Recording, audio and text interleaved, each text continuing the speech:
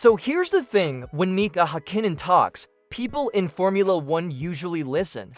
He's one of those voices that cuts through the noise because he's been there, done it, and knows what greatness really takes. But when he recently said that it could take 4 to 5 years for Lewis Hamilton to fully mold Ferrari around his driving style, it hit like a thunderclap in Maranello. Think about that, 4 or 5 years in a sport that measures everything in milliseconds. That sounds like an eternity. Now, you'd expect Hamilton to just hop into the red car and start performing magic, right? That's what everyone thought when he joined Ferrari. The 7-time world champion, bringing all that experience from Mercedes, the precision, the feedback, the dominance. Ferrari gave him the fastest red machine they could build, but it's a car that speaks a totally different language. In Bahrain, it understeered like a truck. In Monza, it snapped like a trap. Every lap since has been a fight. Between instinct and adaptation, and Häkkinen's comment? It's not just about Hamilton learning the car, it's about Ferrari learning him. He said it can take 4 to 5 years to mold a car to your driving style. That means this story isn't behind schedule, it's barely begun. The real question might not be whether Lewis can adapt to Ferrari. It's whether Ferrari can adapt to Lewis before time runs out. For a driver who's built his legacy on control and connection, that's got to sting. He's chasing that feeling again when the car feels like an extension of himself. But right now, every session seems to remind him that this isn't Mercedes anymore. The systems, the balance, even the brake feel, they all pull him out of rhythm. So let me throw this one to you. Do you agree with Häkkinen? Will it really take years for Ferrari and Hamilton to become one? Drop a quick yes or no in the comments and tell me why. And hey, before we move on, if you love keeping up with this wild Ferrari chapter in Hamilton's career, make sure you subscribe to the channel and enable the notification bell. Your subscription is really important. Help us grow and reach our goal of 2,000 subscribers. Because in the next part, we're going deep, and I mean really deep, into the data that's exposing exactly where Hamilton and Ferrari are out of sync. You're about to see the numbers that explain the struggle. Alright, let's get into the part that every engineer and every true F1 nerd lives for, the data, because when you strip away the headlines and the hype, it's the numbers that tell the real story of why Hamilton and Ferrari just haven't clicked yet. At Mercedes, Lewis had a very specific driving rhythm, long braking phases, smooth trail braking, and precise energy harvesting on entry. That's how he controlled the car's balance while squeezing out every drop of grip. But Ferrari's SF25, it completely punishes that technique. Its narrow operating window means that if you hold the brake just a fraction too long, the rear snaps loose, and the data proves it. Early in the season, Ferrari's engineers measured Hamilton's brake pressure traces and found he was holding the pedal 0.18 seconds longer than Leclerc into turn 9 at Bahrain. That's almost nothing, right? But that tiny difference was enough to unsettle the rear end, costing him 0.14 seconds through the apex. Do that over an entire lap, and suddenly you're looking at a gap that's impossible to close without changing your whole driving style, and it didn't stop there. In Suzuka, telemetry showed that Hamilton's corner exit delta was 0.2 down in Sector 1 because he was managing throttle application to avoid rear-end oscillation. 0.2 here, a fraction there, that's how confidence slowly erodes. The car doesn't feel natural, it feels like you're fighting it every single lap. Then there's the hybrid system. Ferrari's energy deployment logic is totally different from what Lewis had at Mercedes. The SF25 releases its electric boost more aggressively mid-corner, giving a brutal torque spike just as he's trying to feed the throttle. So he delays power pickup by mere fractions of a second, and that breaks his rhythm again. Over 60 laps, those fractions add up to frustration. Ferrari engineers even have a name for this now: adaptation by attrition. Every lap, every corner, Hamilton's instincts are battling Ferrari's philosophy. The steering torque, the brake-by-wire feel, even the cockpit, ergonomics, all designed for Leclerc's ultra-precise inputs. And that's why Hamilton's steering corrections per lap are 23% higher than Leclerc's. You can literally see discomfort in the numbers. But here's the silver lining: the trend line is moving in the right direction. In Singapore, Hamilton's sector splits narrowed to within 0.09 seconds of average, a clear sign that he's starting to adapt. Slowly, maybe painfully, but progress is happening. Still, as he finds that balance, the sport itself is about to change again, because the 2026 regulations, the biggest reset in modern F1, could either fix everything he's learning now or erase it overnight. Before we jump into that, tell me this: when it comes to success in Formula 1, what matters more, data or driver instinct? Vote in the comments below. Just type data or feel. If you're enjoying this breakdown, make sure you subscribe to Fast News F1 and help us reach 2,000 subscribers. That small click means a lot and helps us bring you in-depth stories like this every week. Because next, we're entering the heart of Maranello, the part of this story that isn't about cars or circuits, but people, politics, and power. Now, if there's one thing you probably already know about Ferrari, it's this: every decision they make has two sides, the technical side and the political one. And ever since Lewis Hamilton walked through the red gates of Maranello, those two worlds have been quietly colliding. Behind the scenes, there's been tension between Fred Vassar's vision and the old guard culture that still runs deep in Ferrari. Vassar brought Lewis in to modernize the team, to bring that Mercedes-style discipline and race weekend precision. But not everyone inside the Scuderia liked that plan.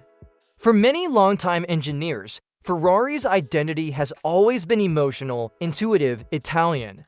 And suddenly, they're being told to follow British-style data structures and performance reviews. One senior mechanic even told an Italian journalist, "We have the 7-time champion, but not the 7-time atmosphere." That says it all, doesn't it?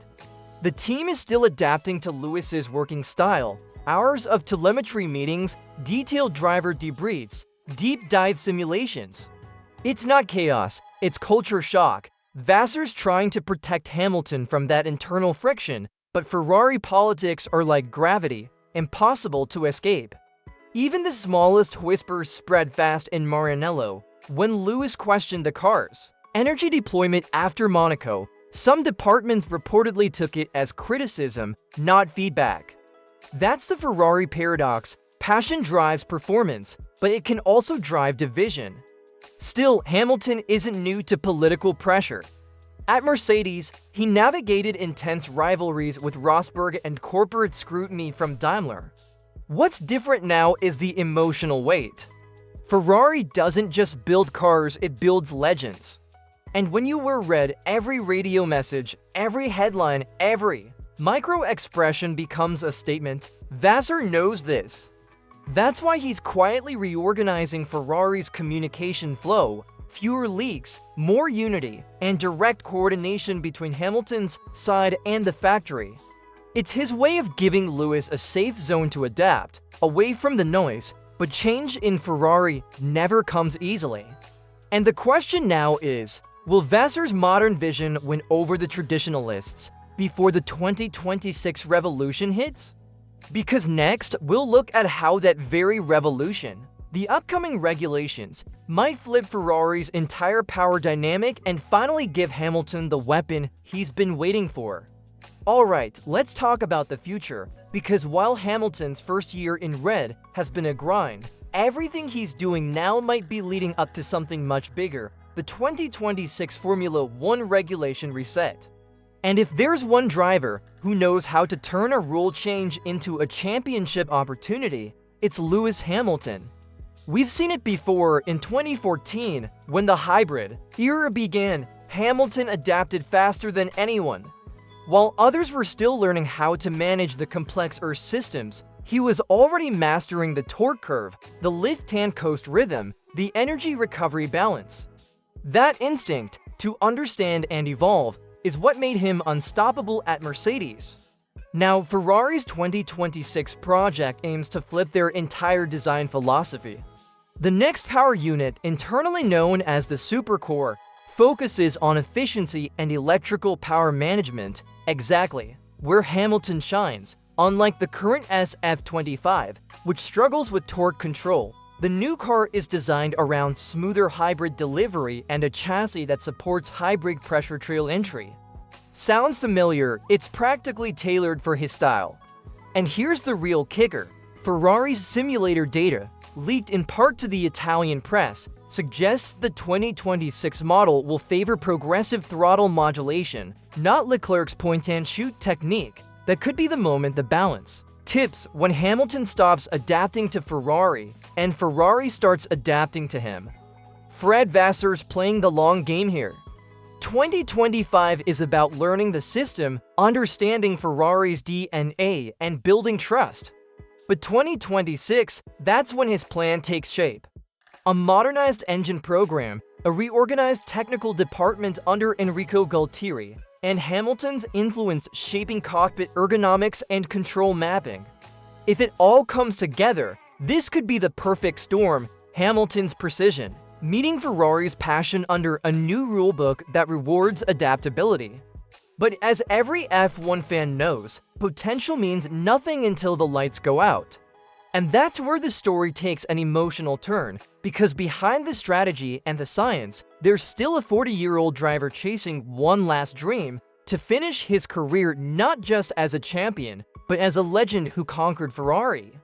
Before we move into the final part, tell me this: if the 2026 car finally delivers, do you think Hamilton could win an 8th world title with Ferrari?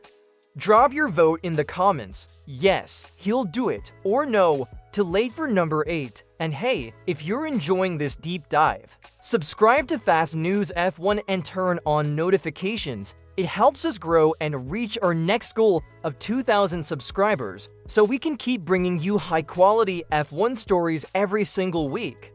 When you think about it, Lewis Hamilton's move to Ferrari was never just about speed. It was about legacy, about rewriting how a champion ends his story, and that's what makes this chapter of his career so fascinating. Because even if the wins haven't come yet, something deeper is happening behind those iconic red garage doors. You can see it in the way Hamilton interacts with the crew. After every session, he stays behind, talking to mechanics, thanking engineers by name, even inviting some of them to dinner in Modena. That's not PR, that's integration. He knows that winning with Ferrari isn't just about building a fast car, it's about earning the Scuderia's heart. And that's what he's quietly doing, one handshake, one conversation at a time. For Hamilton, this isn't a comeback, it's a transformation. He's no longer the young prodigy or the record breaker. He's the mentor, the catalyst, the bridge between two eras of Ferrari.